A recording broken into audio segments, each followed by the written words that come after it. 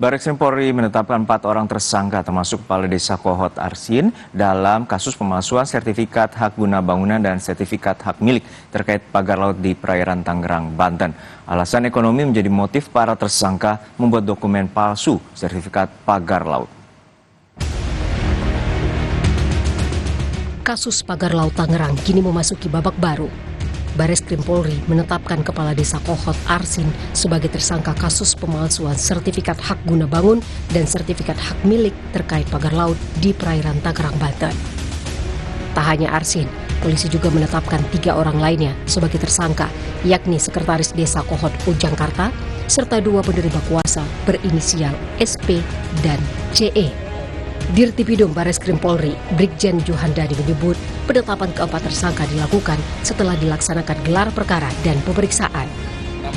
Menetapkan Saudara A selaku Kades Kohot, Saudara UK selaku Sekdes Kohot, Saudara SP selaku penerima kuasa, dan Saudara CE selaku penerima kuasa telah kita sepakat kita tetapkan sebagai tersangka.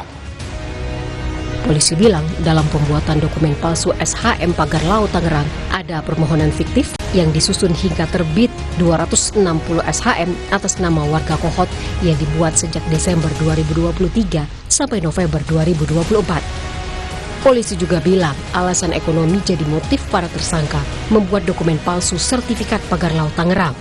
Mana seolah-olah oleh pemohon untuk mengajukan permohonan pengukuran melalui KJSB Raden Muhammad Lukman Fauji terkesit dan permohonan hak kantor pertanahan Kabupaten Tangerang hingga terbitlah 260 SHM atas nama warga Kohot. Kalau kita berbicara motif saat ini kita terus mengembangkan, ya, yang jelas tentu saja ini terkait dengan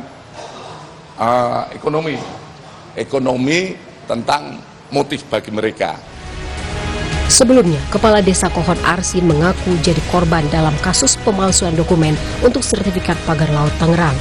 Arsin menegaskan, karena ketidaktahuannya pada proses pembuatan sertifikat tanah, ia menjadi korban pihak ketiga. Saya juga adalah korban